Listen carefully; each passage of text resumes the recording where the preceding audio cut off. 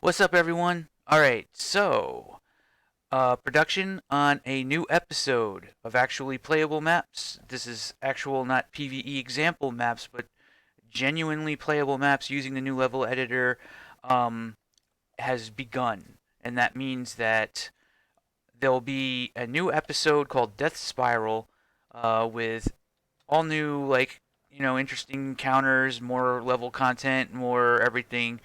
Um, Pretty much all of it's going to come online, and during that time, I'm going to be refining the level editor so that you can place sounds, get the auto map working correctly.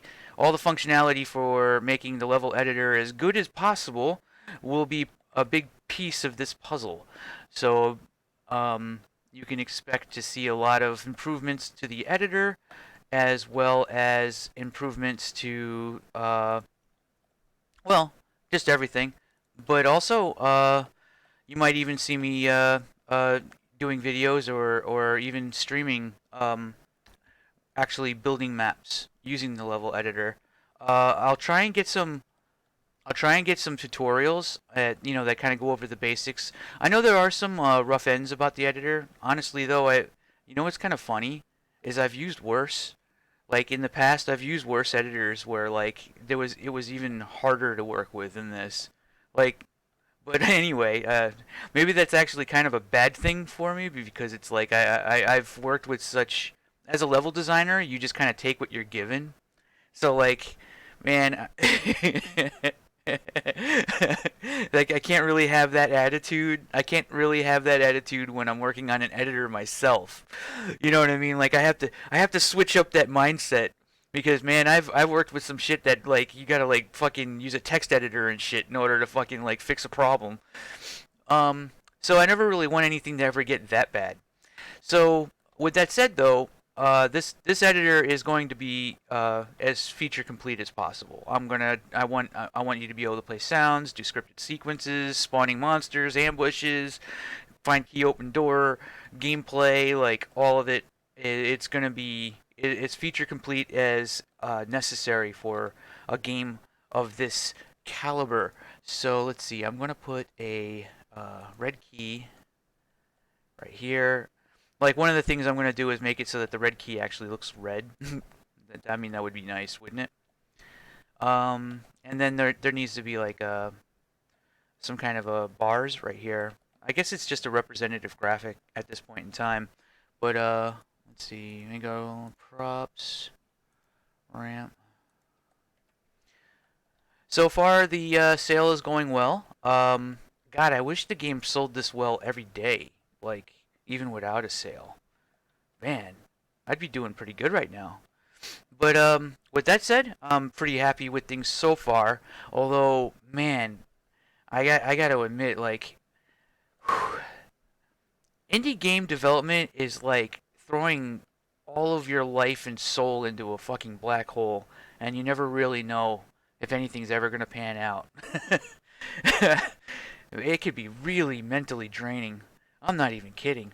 I could be in a situation where it's like I think that I'm actually kind of crossing into the realm of like, well, what the fuck do you need to do? Like if I start getting into a point where I'm like building everything I do is multiplayer, um, everything is developed with like a fucking like in-game editor, and you know what I mean, like at that point like I'm starting to crest on, and this has got to be true, this can't just be me touting my own, tooting my own horn, that at that point it's like I'm starting to like outdo most people in the space.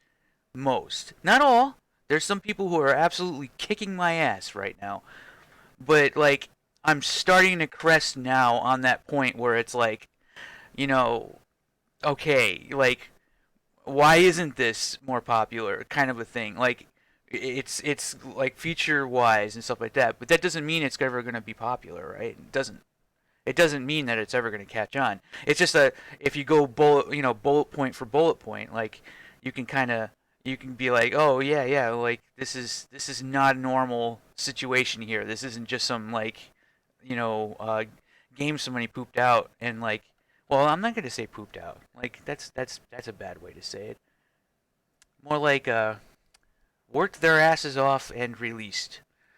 But with that said, none of that's a guarantee. None of that is a guarantee. I feel like this next generation of stuff that I'm doing right now, like the level editor and everything like that, everything being multiplayer, unless something gets in my way, like maybe blueprints just don't work for multiplayer or something like that. Like you just can't do it because it crashes or you know what I mean? Like if there's like a reliable crash that I can't get rid of unless somebody like modifies the engine, that'd be a showstopper for me, at least as far as multiplayer. I don't know. But I don't know. I mean, it's the Unreal 4 engine. Like, if I can, report a crash error that is reliable, then maybe somebody will help fix it. Maybe, maybe. So with that said, let me get a pillar here. So yeah, you're gonna see a lot more content regarding just actually building stuff. Let me get a sunlight in here. Now, let's see. I kind of want the sun to come in, uh, sort of like, yeah, kind of like come in on this direction maybe. Yeah, and have like a fairly steep. Now the reason why I want that is because when you first enter this area, um, let me get rid of this light for now.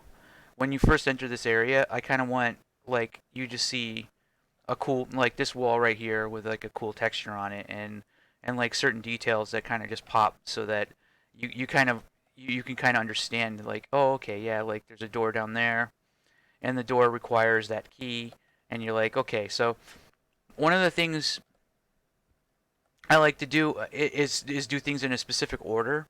Oh yeah, that's another thing by the way. Like I'm going to be talking about level design a lot more now because I'm actually working on levels again. I like to introduce the problem and then show the solution. I don't like to show the solution before I show the problem because it just doesn't flow as well. In this particular case, I show the problem and the solution at the same time because I'm trying to do like kind of like a primer. I'm getting people ready for the idea that now you're going to have to find keys to open doors. So let me go ahead and put a door over here and make it a red key door because I just placed a red key. All right, so this will automatically now. So if you go into actors, you'll notice that this is a red key, and that's a red key door. So when you first start out, you start out right here, and um, you'll see the key and the door. All right, that means I'm telegraphing to the player right away. Like I'm not even cutting any bullshit. Like here we are. Here we are. You can see problem solution or problem solution at the same time. One of them's locked away though. Now you have to figure out how to get to it. Now a lot of players aren't going to immediately look to the left, but like they'll probably look out, kind of like jump around down here and be like, "Huh, what do we do?" Oh, you know what I mean? And like, and then they'll kind of come back and they'll realize that there's a door over here. Now, I'll put like a regular door over here. So let me get into interactives. Um, Let me just do like a standard door. Okay, so yeah. So this is it. This is actually what you're looking at right now is actually the first room of the first new episode that I'm building for this. Now, now you might be wondering, it's like, oh yeah, this is a thing I want to cover this. This is what I was just about to bring up. Um, there are some questions about how which game am I working on right now? Am I working on the sequel to Revulsion, Revulsion 2, or am I working on Revulsion 1, which I just released a big patch for and put on sale and everything like that, right? I'm working on both at the same time. And that's the interesting thing about this. Effort that goes towards Revulsion 2 right now is being utilized and leveraged to support me through supporting Revulsion 1 as well. So like if you get Revulsion 1 right now, highly recommend it. It's like at $4.99, like I don't think there's going to be a better deal in this particular space. Maybe there is, but there's probably some cool games. But I mean, God, that's just like that's that's got to be a good deal. Like unless I'm crazy, but yeah, well, I guess that's possible. Shit, I didn't think about that. Okay, okay. Outside of the fact that I'm probably just fucking crazy anyway. Like I'm going mad. I'm growing a beard over here. I'm gonna shave my face tonight. Fuck this. But anyway, the effort for this episode may actually appear, in a more refined state in Revulsion 2, because this is actually technically content that I can easily put into Revulsion 2 because it's being built in Revulsion 2 in the first place. So this can be like like an initial episode or something like that. Not to say that these are the only maps, that will appear in Revulsion 2, because I want Revulsion 2 to go kind of more open worldy, and then you have like dungeons. That's kind of my idea, is that I'm combining classic Doom and Quake with like a sort of open world kind of like build a base and collect resources and kind of a game. Like it's a bit of a different situation, but it rolls right immediately into just running dungeons with your friends, which is just like create another instance. Somebody acts as their server. They end up being a listen server. You jump in, you fight a bunch of monsters, find key open door gameplay, classic style.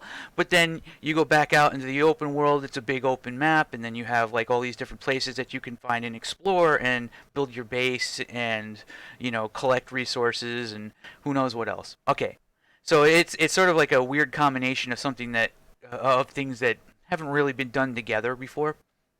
That's the idea anyway. Which may end up changing. It's all subject to change at this point in time. Like it might change into something else that I've never even really thought of.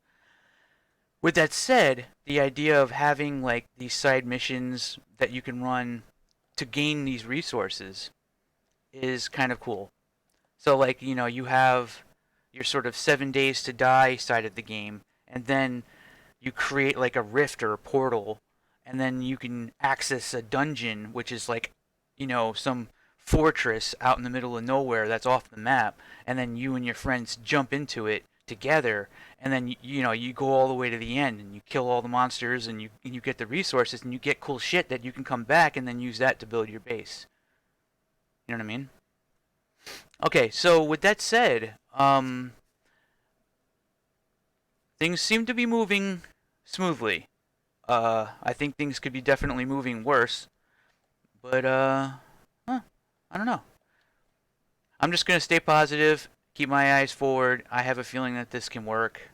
I have a feeling that it will, at the very least, we'll get some degree of recognition or something.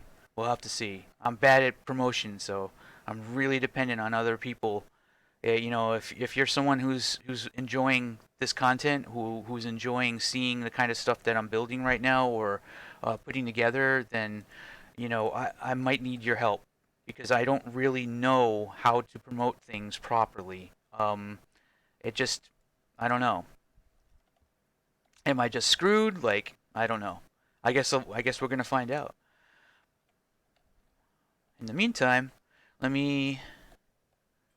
I get 13 minutes on the video. I think that's long enough, actually. I'm gonna go ahead. I'm gonna continue working on this. I'll have videos, and I might get back into live streaming. Yeah, that's one last thing.